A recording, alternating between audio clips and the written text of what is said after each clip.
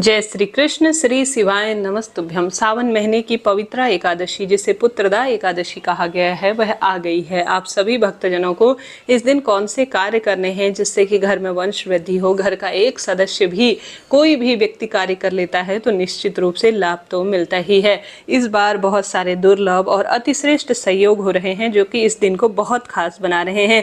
एक तो इस दिन मंगला गौरी का व्रत है, दूसरा इसमें बहुत सुंदर श्रेष्ठ और अति सुंदर रवि योग का भी निर्माण हो रहा है। तो आप सभी भक्तजनों को इस दिन श्रेष्ठ और अति उत्तम कार्य जरूर करने हैं। इन कार्यों से संतान सुख होगा, परिवार में सुख समृद्धि रहेगी और माँ भगवती, महादेव, श्री नारायण और एकादशी माता की असीम कृपा आपके परिवार में रहेगी। आप सभी भक्तजन एकादशी व्रत कर पाए या न कर पाए, परंतु पवित्र एकादशी पुत्रदा एकादशी के दिन आपको यह कार्य जरूर करने हैं।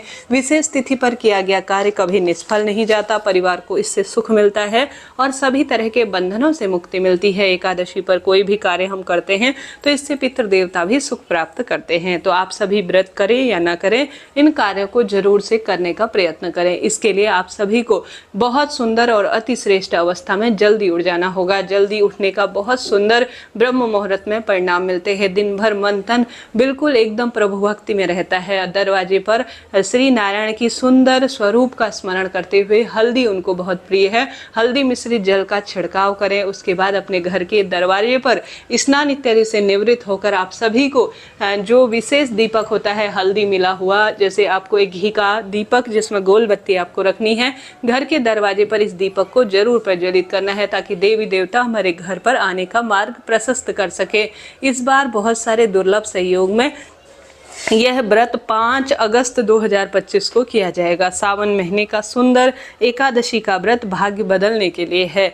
आप 5 अगस्त को व्रत करेंगे तो 6 अगस्त 2025 की सुबह 5:45 से 8:26 तक आप अपने व्रत को खोल लेंगे। इस दिन आप सभी को ओम नमो भगवते वासुदेवाय महामंत्र का ज़्यादा से ज़्यादा जाप करना है। नहाने के पानी में तुलसी की लकड़ी को घुमाना है, गंगा जल का जो है विशेष तौर पर उसमें घुमाकर आपको स्नान करना है। तत्पश्चात भगवान का ध्यान स्मरण करते हुए अपने घर के मंदिर में श्री नारायण की मूर्ति प्रतिमा पर पूर्ण रूप से आप अपने उपाय नियम के तहत पूजा विधान करें। पीले रंग भगवान को प्रिय है तो पीले रंग के ही कपड़ों का आप चुनाव करें।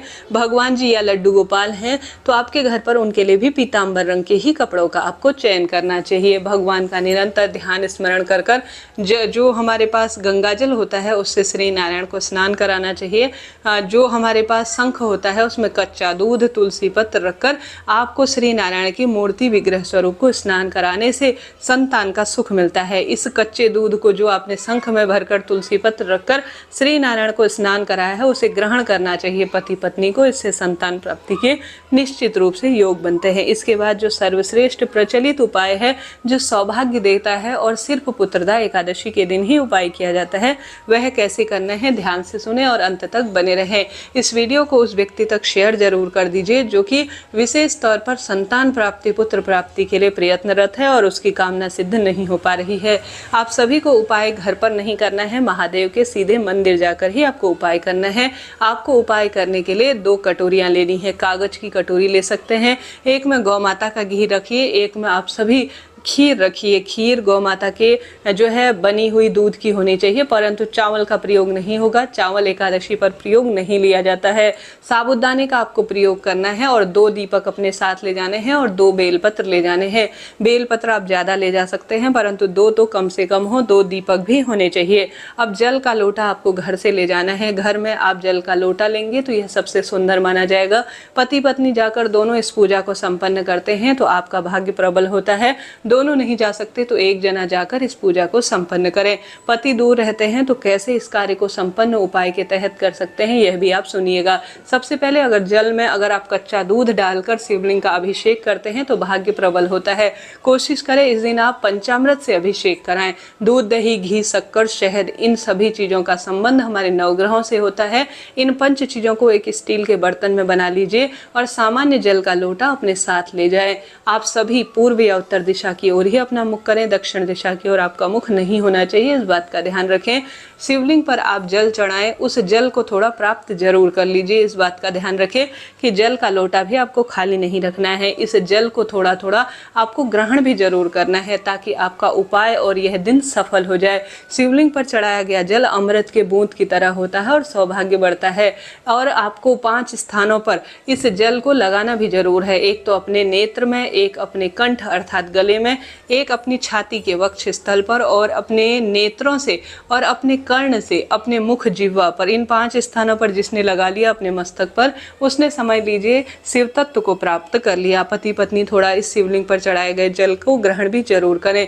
उसके बाद आप सभी को शिव मंदिर के दरवाजे पर भी एक दीपक लगाना है। यह दीपक आपके दाहिने हाथ की तरफ लगेगा, इस बात का आप ध्यान रखिएगा। बाएं हाथ की तरफ शुभ काम नहीं किए जाते हैं।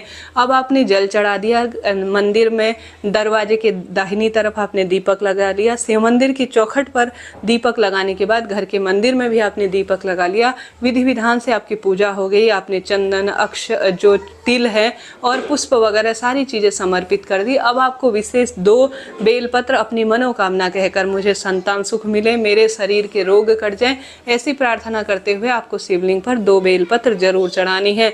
2 बेलपत्र चढ़ाने के बाद आप सभी की जो आप 2 कटोरी लेकर गए हैं, जिसमें एक तो देसी घी, गौ माता का घी है, उसे आपको भोग लगाना है महादेव को। दूसरा आप जो खीर बना कर गए हैं साबुदाने की, दूध की, उसको भी भगवान को आपको भोग लगाना है। सच्चे भाव, सच्चे मन से कार्य कीजिएगा और अपनी मनोकामना जरूर बोलिएगा। अगर आप अपने मन से, सच्चे भाव से, सच्चे हृदय से, विश्वास से कार्य करते हैं तो लाभ होता है। जहाँ पर आपका विश्वास अडिग हो गया, वहीं पर कार्य बनना शुरू हो जाते हैं। जरा सा भी आपको संशय हो गया, जरा सा भी आपका धीरज डगमगाया, तो वहीं से काम बिगड़ने शुरू हो जाते हैं। तो कार्य को मन लगाकर अति श्रेष्ठता से करने का प्रयत्न करें। निरंतर कार्य करते हुए श्री शिवाय नमस्तुभ्यम, मुझे संतान प्राप्ति हो, मुझे संतान प्राप्ति हो, ऐसी आपको प्रार्थना करनी है। जो आप बोलते हैं वही आपके साथ होता है। आप जानते होंगे पूरा ब्रह्मांड आपको जो है वही प्रदान करता है जैसा आप अपने आसपास आवरण किए रहते हैं। न जाने किस समय सरस्वती हमारी जिह्वा पर वास कर जाए और वह सत्य हो जाए। तो ऐसे लिए आपको हर समय ऐसे सुंदर वचनों का और ऐसे सुंदर शब्दों का चुनाव करना चाहिए। ऐसा सुंदर आपको मन ही मन गुनगुनाना चाहिए। इतना सुंदर स्वरूप में भगवान के चिंतन में समय आपको व्यतीत करना चाहिए। भगवान है वह सुनते जरूर है, भले ही अभी थोड़ा समय लग रहा हो, परंतु आपके कार्य की सिद्धता होनी ही है। तो निरंतर जो आप बोलेंगे वही आपके साथ होगा। तो मुझे संतान मिले, मुझे संतान मिले, यह प्रार्थना आपको करनी है। उसके बाद आप सभी को विशेष तौर पर आपने घी और खीर का भोग लगा दिया। 2 दीपक शिव मंदिर के दरवाजे और शिव मंदिर के सामने आपने प्रज्वलित कर दिए। 2 बेलपत्र चढ़ा दी। अब आपको जो है विशेष तौर पर अपने दोनों जो पति पत्नी गए हैं या एक जना भी गया है, तो दोनों को प्रार्थना करनी है, हाथ जोड़कर अपनी झोली पसारनी है। कुछ देर उपाय कर कर आप बैठे तसल्ली से मन ही मन वह भाव करें जो आपको चाहिए। उसके बाद आप सभी को शिवलिंग पर चढ़ाई गई बेलपत्र को दोनों को उठा लेना है, प्राप्त कर लेना है। जिसमें से एक बेलपत्र तो आप सभी को शिव मंदिर की चौखट पर दाहिने हाथ की तरफ आपको बैठना है, जहां आपने दीपक लगाया है उसके आसपास। और आप अपना ध्यान भी जरूर रखें, कहीं दीपक जल रहा हो और आप असुविधा के तौर पर बैठे तो यह सही नहीं है। तो आपको वहीं पर बैठकर चबा चबा कर बेलपत्र को खा लेना है जो शिवलिंग पर चढ़ाई गई है। पूरी नहीं खा सकते, कम तो तब भी खा लीजिएगा। एक दूसरी बेलपत्र जो है वह अपने पति को खिला देनी है। किसी कारण से पति दूर है तो अपने पास उस बेलपत्र को संभाल कर रखिए। दूसरी बेलपत्र को अगर वह आ जाएंगे तो भले ही वह सूख जाएगी, पर किसी न किसी चीज में उसे मिलाकर आप मुझे और मेरे पति को संतान सुख मिले, मेरे धर्म कर्म में वृद्धि हो, ऐसी प्रार्थना करते हुए आपको यह सुंदर वस्तु ग्रहण कर लेनी है। ऐसा करने से सौभाग्य बढ़ता है, दुख दारिद्रता का अंत स्वतः ही हो जाता है। तो आप सभी को इस उपाय को बड़े मन तन धन से करना है। निश्चित रूप से आपका भाग्य साथ देगा, आपके सब दुख कटेंगे, आपको संतान सुख अवश्य मिलेगा। यह कार्य आप करें। इस दिन आप अपने संतान की कामना को लेकर एक नारियल लीजिए, जिसमें लाल वस्त्र, लाल रुमाल या लाल चुन्नी जो भी आपके पास है वह बांध लीजिए। उसे बांधने के बाद आप सभी को उसमें 11-21 रुपये जितने भी आपके पास हैं, इच्छा आपकी है, आप उसमें 11-21 रुपये भी ज़रूर रखें।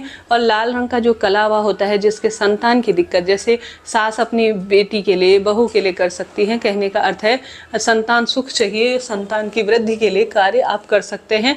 उस नारियल में 11 रुपये रखकर पूरे घर में उस नारियल को आपको घुमाना है। जिस घर में आप रहते हैं संतान मिल जाए, संतान हो जाए, पुत्र हो जाए, ऐसी प्रार्थना करते हुए इस नारियल को, जिसमें आपने वस्त्र रूपी कलावा लाल रंग के धागे में बांधा है, अपनी इच्छा अनुसार कुछ दक्षिणा बांधी है, उसे शिव मंदिर में शिवलिंग पर स्पर्श कराकर, माँ गौरा को स्पर्श कराकर छोड़कर आ जाना है। शिवलिंग पर सीधे न चढ़ा दीजिए, यह दोष लगता है। सिर्फ स्पर्श कराकर भोग स्वरूप माँ पार्वती और महादेव को समर्पित कर आ जाने मात्र से संतान सुख की निश्चित रूप से अनुभूति होती है। तो सावन पुत्रदा एकादशी पर यह कार्य करें, भाग्य प्रबल होगा, दुख दारिद्रता का अंत होना निश्चित है। इस दिन अपराजिता के फूल चढ़ाना, शिवलिंग